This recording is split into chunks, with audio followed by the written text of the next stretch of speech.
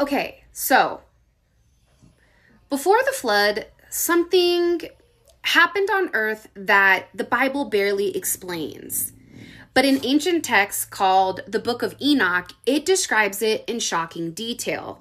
And according to Enoch, a bunch of angels abandoned their place in heaven and descended down to earth, and they began teaching humans this forbidden knowledge. They taught humans how to manipulate the stars. They taught them how to really unlock hidden powers of the earth. They even married human women. They bared children that became giants. We call these the Nephilim, which we're going to get into later. And their actions corrupted the world so deeply that eventually it led to the flood. Noah? We all know about Noah, but did you know what led up to Noah? Well, it had a lot to do with Enoch.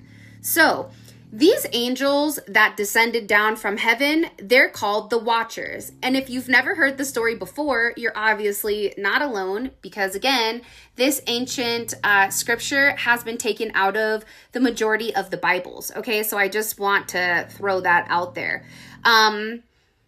But the thing is, modern day Bibles hint at it. It just doesn't go into depth or go into detail. But once you begin connecting the dots between Genesis and the Book of Enoch and other historical texts, this story becomes much bigger than what you actually realize. So let's begin this episode with the Bible itself. See, in Genesis 6, we find one of the most mysterious passages in the scripture. And it says, when humans multiply on earth, daughters were born to them, and the sons of God saw that the daughters were very beautiful. Let's start there and get deeper into it. In today's episode, we are going to be getting into a couple of things. One, we're going to talk about that strange passage that's talking about the Watchers descending. We're also going to talk about the Watchers, forbidden knowledge, how the calendar came into place, the Nephilim. This is just going to be a brief introduction of the Nephilim because we are going to have its own separate episode dedicated to these giants, okay? And we're also going to go over the Dead Sea Scrolls as well as the story of Babel, okay? So all of this is coming right now. Sit back, relax, grab a cup of tea, coffee, popcorn, snacks, chocolate, a burger, I don't know. Grab it, sit back, and enjoy this episode. Let's begin this episode with the Bible itself. See, in Genesis chapter 6, we find one of the most mysterious passages in Scripture. That's personal. I personally think it's really mysterious, okay? So here's what it says. When human beings began to increase in numbers on earth and daughters were born to them, the sons of God saw that the daughters of the humans were beautiful, and they married any of them they chose. Just a few sentences, but those sentences, it raised a lot of questions for me. For example, who are the sons of God? Why exactly do they want to marry human women? And why does this event specifically appear right before the flood? Noah? The Book of Enoch expands this moment dramatically. So in Enoch, he goes into depth. And I really like that because the book of Genesis, it only gives us a couple of sentences about the Watchers. But see, Enoch gives it to us in detail. I like the minute detail. I'm a detail-oriented type of person, so I want to know the details. And according to Enoch, the sons of God were angels known as the Watchers. Now, if you're anything like me, you're probably curious, what exactly do these angels look like? Because we're hearing how they're descending, so we want to know what they look like, right? And ironically enough, angels are not described how we picture them or how they are depicted in art. These small, winged, little baby-like creatures. No. And in fact, in the book of Daniel, they're described like this. His body was beryl. his face like lightning, his eyes like torches. So imagine standing in front of a being, because obviously they're not human, whose skin shines so bright, it almost looks like a polished crystal, okay? It even states this, and again, can you imagine how overwhelming it would be for a human to see this shiny figure with these glowing eyes? Okay, let's keep going. And a being whose eyes burn like fire and being surrounded by light so intense it almost hurts. These angels appeared radiant and also towering, okay? So their presence alone could cause humans to fall to the ground in fear, not because the angels were necessarily hostile, right? Because they really weren't, but it was just their presence alone was extremely overwhelming. And I was really curious even about the way that they communicated or the way that they spoke. An ancient text describes these angelic voices as having a very powerful tone to them, which I thought was really fascinating because so their looks are overwhelming. And then when they speak itself, that's also something where people are like, hey, what the heck, right? And I don't blame them for that. Now, they was also described like this. Their voices sounded like water, like a roar of a waterfall crashing against the ocean. So sometimes their voices were compared to thunder rolling across the sky. And imagine hearing a voice that is deeper than a human voice, okay? This is what an angel voice was. So a voice that vibrates even the air around you, a voice that carries authority the moment it speaks. It's about a tone, it's about a vibration, it's about a frequency, because when these angels appear in the scripture, people often would fall to the ground because their presence was so overpowering, and then their voice on top of it made people tremble. All right, let's talk about when they descended. All right, so according to the Book of Enoch, 200 of the watchers descended from heaven down to earth. Key word here is together. Now, they had a leader named Semyaza, and Semyaza had this great idea to go down to earth and to mingle and to play. The problem was there was one angel that created a level of hesitation. That angel said, listen, dude, I don't know if this is a good idea because we are going to be breaking God's divine order. However, even in that hesitation, all of the angels binded together as one and said, one for all or all for none. They all went together. Now, here's the key. The key is 200. Now, in ancient texts, when you have a round perfect number like 200, typically what they're signifying or trying to get us to understand is it's everybody as a whole. There's not one that was left out. So despite the hesitation from that one angel, that angel still joined the pack because they all descended. Not only did they descend, but it was where they descended. They chose to descend from Mount Hermon. And the crazy thing about Mount Hermon is actually a real mountain, and it's located between Israel, Lebanon, and Syria. And on top of it, there is a level of symbolic nature behind that name, because what that mountain means is a binding oath, which I thought was binding together by oath. I apologize. Hermon means binding together by oath. So all of these angels have made the decision that they're going to descend from Mount Hermon because Mount Hermon means binding together by oath. Okay. So it's kind of interesting that that comes about. Now, let's say like half of the angels could have descended to go have fun. No, they all went together. Okay. So I want to let you guys know this, that they were working unit and they all did it as one. Now, if you're asking yourself, what does this descension look like? Because that's something I was curious about. Imagine standing near a massive mountain, and I'm going to paint a picture for you guys. So close your eyes and listen to this. The sky is dark, the wind is moving across the slopes of the mountain, and suddenly something begins to descend from heaven. Not falling, but descending. Figures with glowing strange light, and not just a couple of them, not dozens of them, but hundreds of them descending from heaven. Can you imagine? And then they land on top of the mountain. And the key that I want to emphasize here is that it's not about them falling, okay? So as a human, you're looking up and you're watching these beings descend, right? And in their place of descension, what we need to understand is these figures are glowing with this strange light.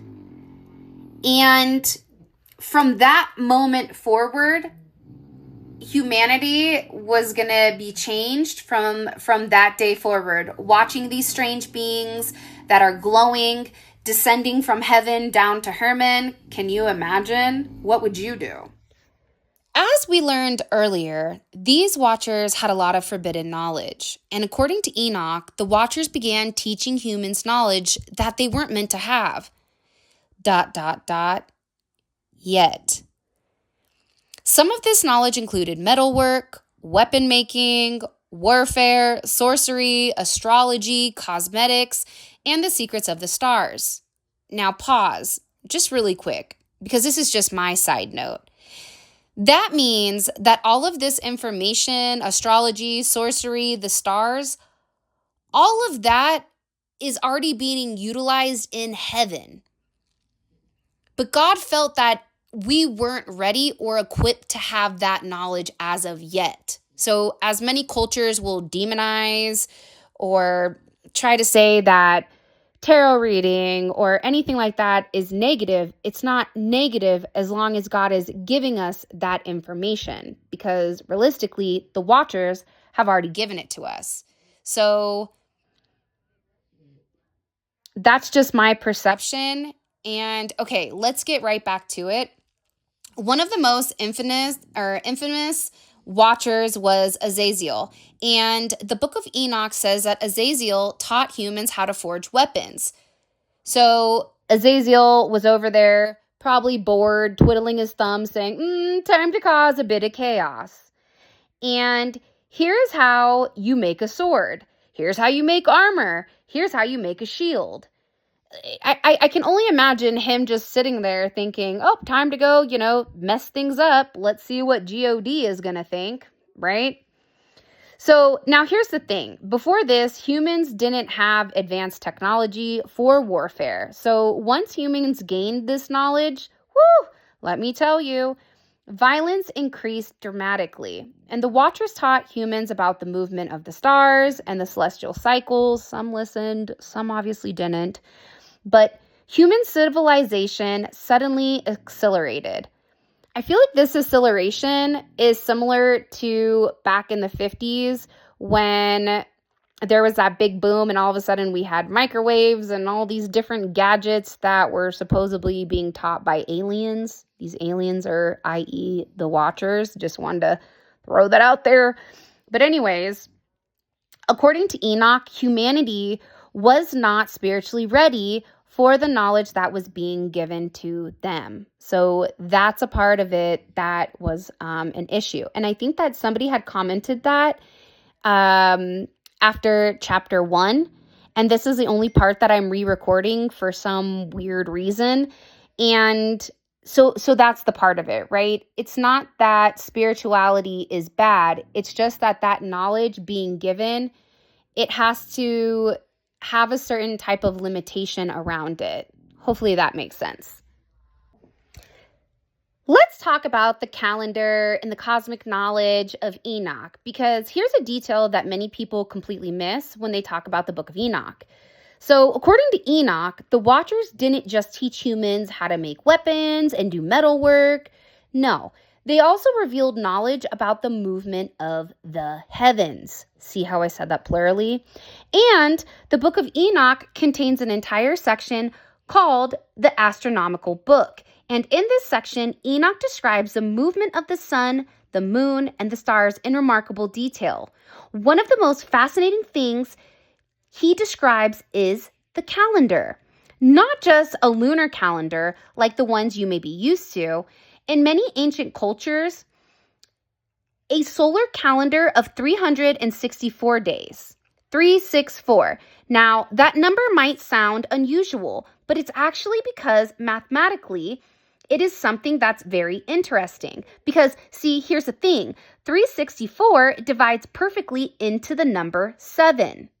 7 days a week, 52 weeks in a year, right? 5 plus 2, that's 7. And 7 times 52 is 364. So this calendar performs a perfectly structured year built around the cycles of the week. Some scholars believe this calendar was considered a perfect heavenly calendar. In other words, a calendar that might reflect divine order in the cosmos. Now, why did this calendar even matter? Because here's the thing. Fragments of this calendar system were also found along the Dead Sea Scrolls. The community living at Qumran, hopefully I said that correctly, believed that this 364-day calendar represented the true divine calendar. And they also believed that other calendars used by societies had become corrupt.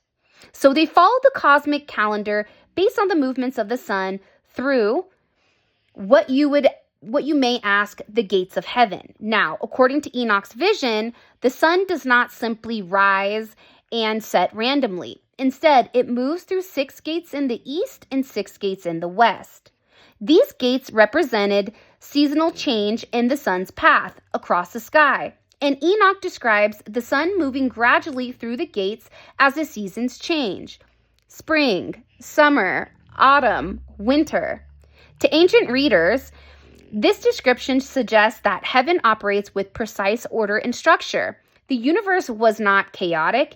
It was governed by divine laws in certain cycles. So you may be asking yourself, okay, who really cares? It's a calendar. Why does this even matter? Why should you care? Whether you interpret someone or someone's interpretation of Enoch's vision literally or symbolically, it shows something important. Ancient people were fascinated or deeply fascinated by the order of the cosmos. That's why they studied the stars. They tracked the movement of the sun. They observed the cycles. And the Book of Enoch reflects the ancient curiosity about how the universe works. It presents a picture of the cosmos as something structured and intentional, a universe governed by order, rhythm, and also design. So let's get back to the story, because even as humanity gained all of this knowledge about the heavens, other consequences were unfolding on Earth. And it's because the Watchers were not just teaching humans knowledge. They were forming families with them, and those unions began producing beings that, again, Enoch calls the Nephilims. As mentioned earlier, we were talking about how the Watchers took wives and had these children. These children or kids, they were giants. And these giants are now known as Nephilim. And the word Nephilim is often translated as the fallen one. So these beings were not only enormous, powerful, but at the same point in time, they were also extremely violent. The Book of Enoch says that they consumed vast resources. Side note, were they angry and violent because there wasn't enough resources? Were they hangry? I'm just kind of curious because there's a part where they said that they eventually began turning against humanity itself. And in some parts, it states that they began to actually consume human beings. Kind of sounds like Hollywood, but I guess that's neither here nor there. So what happened is when the Nephilim turned against humanity, it was already chaotic. It was already a hot mess because, as you know, humans were taught war. They were taught how to make weapons and all this by the war angel himself, Azazel.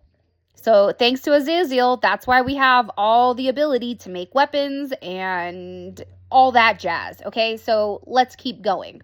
So you had Azazel teaching them how to make weapons. But now you have these giants or the Nephilim that have created so much violence upon earth that corruption spread across the world. Now, here's a little hidden nugget about giants across multiple cultures because, interestingly enough, these stories about giants appear in many ancient cultures. In Greek mythology, it speaks of titans. Norse mythology describes giants as Jotnar. In ancient texts, it also describes powerful hybrid beings as well. Some scholars believe that these stories may in fact be because it's shared cultural memories, while others believe they symbolize powerful ancient rulers. The reoccurring theme of giants across ancient cultures is absolutely interesting because it's not in just one isolated area. Obviously, the Nephilim, they were Nephiliming. Obviously, with the Watchers disobeying God, then you also had the Nephilim being angry, hangry, and just causing chaos. God had had enough. And there was a day of judgment or even a day of reckoning. Because here's the thing. The corruption, it became too great. Obviously.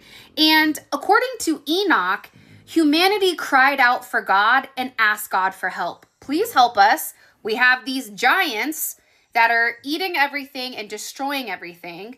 We have the Watchers that are here taking the wives of something that they shouldn't, right? So what does God do, right? God listens to their prayers. Did you hear what I said? God listens to their prayers. And what does God do to intervene? Dun-dun-dun-dun-dun-dun. Boo! He sends his archangels. He sends Archangel Michael, the war angel. He sends Archangel Gabriel, who is the angel of messenger. And then he sends Raphael to heal, okay? But he sends his archangels down to handle business, which is even better, right? So it's kind of interesting. You have the angel of war, the angel of message, and then the angel of healing. So I'm going to destroy everything. I'm going to make sure somebody's here so every single person knows what the message is. And 3, we're going to come in and with Raphael, we'll be able to heal everything. Kind of sounds like we're talking about Ninja Turtles. I had a Ninja Turtle named Raphael, or maybe it was Leonardo. I don't know. Either one. Did you have a turtle? Did you watch the Teenage Mutant Ninja Turtles? I guess that's different. Okay, so let's keep going. So God gave them very specific instructions, okay? Very specific. He said the Nephilim or the giants, they were going to destroy themselves. So essentially, there's nothing that needs to be done there. The angel that taught everybody how to make weapons, oh, honey, he is sent down all the way, straight down, bound in darkness. And the thing is, you taught them war and you taught them corruption for no reason at all. Humans didn't need to know that. Or we would teach them that once they were ready and once they were prepared. So, Unzael, again, he's paired in darkness. And now shortly after this, that's when the flood hits. Now that we can see judgment is here, let's begin to build the actual timeline itself because it's pretty interesting how everything kind of comes together as one. So step 1, we have the fall of humanity. That's when Adam and Eve, they eat from the tree of knowledge where everything was serene and perfect and in harmony. And now, after they decided to eat the apple, everything is mortality. It's just essentially, it's just a hot mess, right? We already know what happened. Number 2 is the Watchers. So the Watchers descend down from heaven. We already know what's going on. They're teaching humans how to do things they're not supposed to. They're giving them access to ancient knowledge they're not meant to have. And then they mate with the humans. I have a lot of questions. These questions, they may never be answered, but I have questions, okay? So step 3, we then have the Nephilim. So the Nephilim, they're giants, they're angry, they're hungry, hangry, everything in a package. They're consuming too many resources where maybe there was a level of famish or whatever it is going on. But there's something here with the fact that you're in step 3, which is ultimately the Nephilim. And they're causing so much corruption and so much rage. And they're also eating up all of the resources. Okay. So step 4 in our timeline is that things became so corrupt that God decides enough is enough, and he wipes everything clean with the flood, which we know is Noah. And we also know in last episode that Noah is the grandson of Enoch, which is kind of dope. Always remember, Enoch is the 7th from Adam. Okay, so step 4, God chooses to cleanse everything. Step 5, believe it or not, that's the Tower of Babel or Babel. And we're getting ready to get into that right now, because once you know what they did, you're going to be shocked. And the Tower of Babel, the one thing I do want to say here is this is when language changed. So let's get into the Tower of Babel. And I'm really excited about this because even though it doesn't have anything to do with the Book of Enoch, I still feel like somehow it relates back because we're looking at this timeline. So let's get into this. In the book of Genesis, chapter 11, it shares that everybody on earth originally spoke one language. And after that, everybody shared the same culture. This is when humanity, they all gathered together in a region called Shinar to build this massive tower.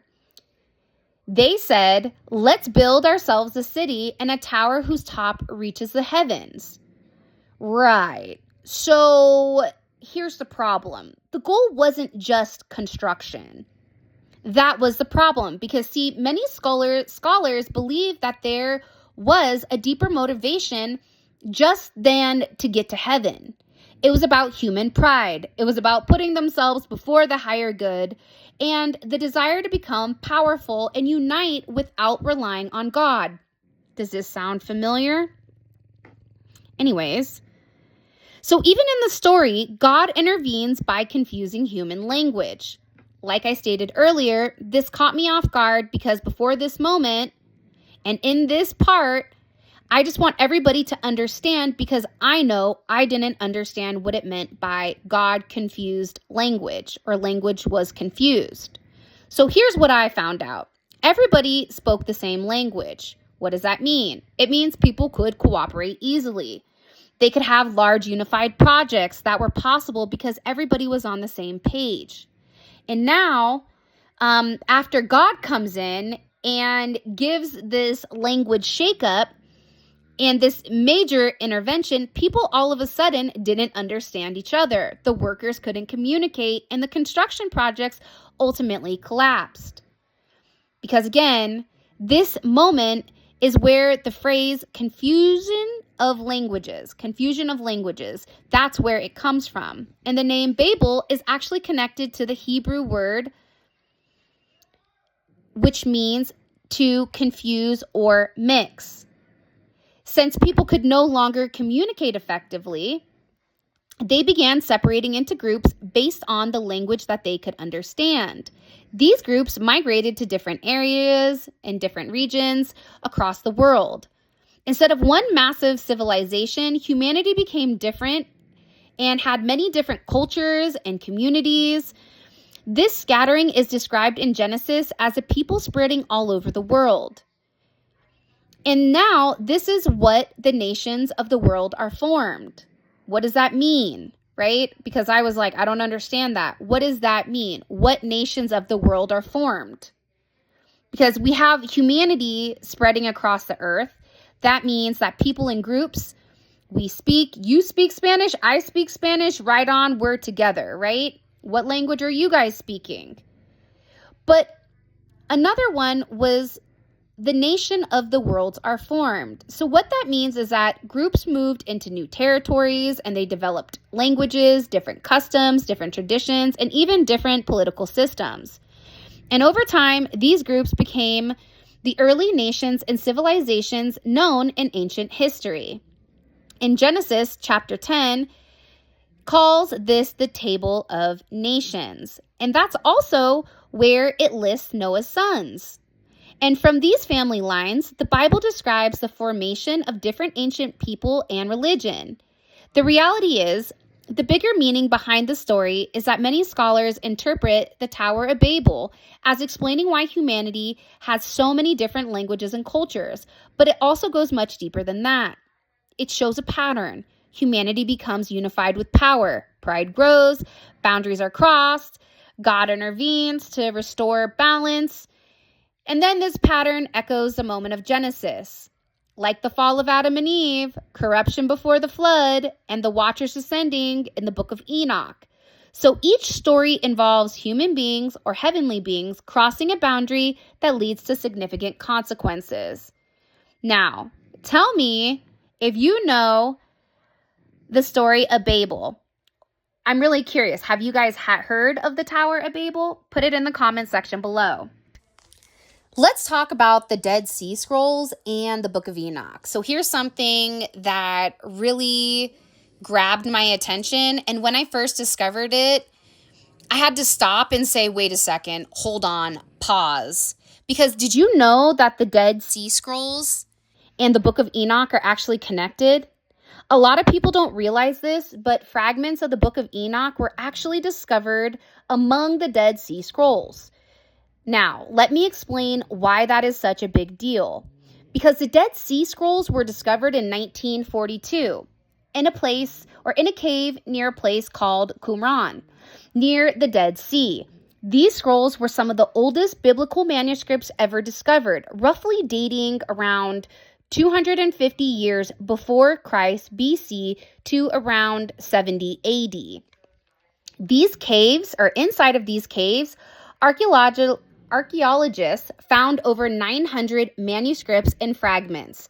These included copies of the books from the Hebrew Bible, religious writings from Jewish communities, commentaries on scripture, and apocalyptic texts that discussed angels, prophecies, judgment, and the end of time.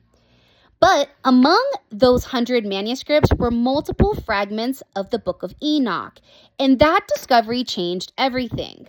Before the Dead Sea Scrolls were found, some scholars believed that the Book of Enoch might have been written much later in history.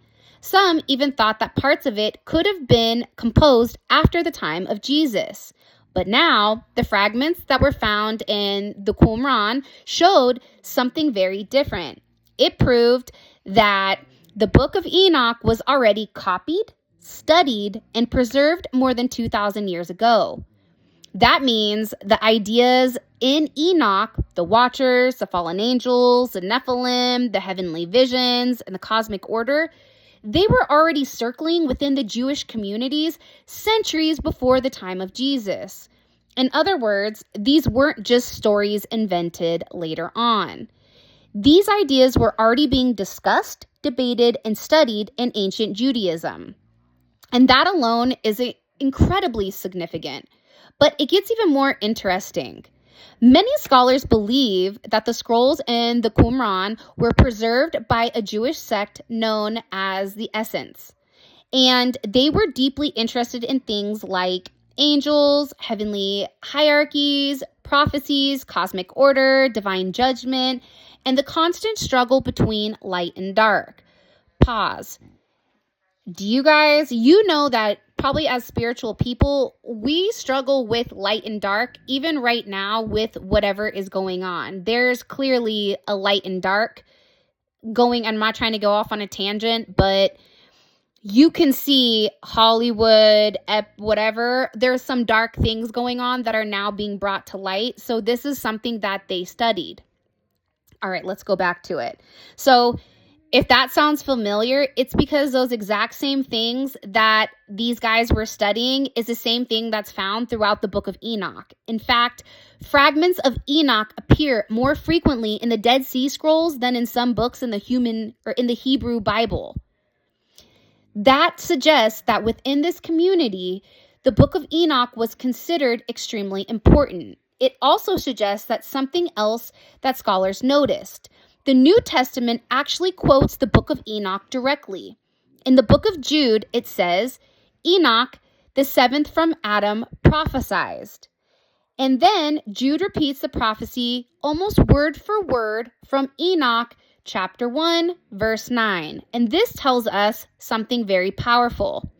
It shows that early Christianity or early Christian writers were familiar with the Book of Enoch, and they were also aware of its teachings. So when we connect all of this together, the discovery of the Dead Sea Scrolls tells us something extremely important. The stories of the Watchers was not a random legend that appeared later in history. It was a text that ancient Jewish communities were actively reading, preserving, and studying for thousands of years. And that means that when we read the Book of Enoch today, we're actually reading ideas that were already being discussed long before the modern Bible was even assembled. Let me say that again for the cheap seats in the back, because that part is honestly mind-blowing. When you read the Book of Enoch today, you are reading a text that was already being studied and debated long before the final biblical canon was formed. And that brings us to another important point. The Dead Sea Scrolls reveal that the list of books we now call the Bible, what scholars call the biblical canon, was not finalized overnight. The Jewish communities valued different collections of sacred text. Some groups considered the Book of Enoch extremely important. I think it's important because that's why they took it out. Others eventually chose not to include it when the official Bible canon was formed. However, the Book of Enoch never disappeared completely. Even today, it is still preserved as scripture in the Ethiopian Orthodox Church. And one more fascinating detail, the Dead Sea Scrolls contain huge amounts of writings about angels, spiritual warfare, and cosmic struggles between light and dark. This means that the New Testament talks about angels, demons, and spiritual battles. Those ideas were already deeply rooted in Jewish thought. And the Book of Enoch is one of the texts that helps shape the world view. So why does this discovery matter so much? Because it shows that the Book of Enoch is not just some lost or forgotten book. It was read by ancient Jewish communities. It was known during a time of Jesus, and it was preserved amongst the oldest biblical manuscripts ever discovered. And that gives the story of Enoch a level of historical weight and credibility that many people have never realized. You may be asking yourself, why does Enoch even matter? And that brings us right back to Enoch himself, because according to the Book of Enoch, the fallen angels asked Enoch to speak to God on their behalf. They believed that he had so much favor with the heavens that he could sway God's judgment. But here's the problem. Their judgment had already been decided. And instead, Enoch was shown visions of heaven. He saw the prison where the fallen angels were, where the watchers were. He saw the moment of the stars and the cosmic structure of the universe, which means only one thing. The man who never died became witness to one of the most mysterious stories in ancient scripture. Now, if this doesn't make you want to run out and go purchase the Book of Enoch, I don't know what will. But we do have another episode coming up, which I'm really excited about. And if you think this one was weird about the Watchers and the Dead Sea Scrolls and all of that, just wait, because the next one gets even crazier. Because what are we talking about? The Nephilim, the giants, the Dead Sea Scrolls, and so much more, okay? And it's about to get really strange, because here's the thing, right? Enoch describes being taken on a journey through multiple layers of heaven. He even describes the cosmic gates controlling the sun and the moon, the prison of the fallen angels, and the structure of the universe, and also the universe itself. So, if you're following this series and you want to get more knowledge and you want to know why the next episode is going to be weirder, please make sure you follow along and drop in the comment section 888 if you've made it this far. And with that being said, I love you guys, and I hope that you really enjoy this series. I enjoy it personally, and I'm also going to be creating the multiple short videos that has chapter by chapter, okay? So this is kind of like an overall of everything, where the other one is just chapter by chapter, all right? With that being said, I love you, and until next time.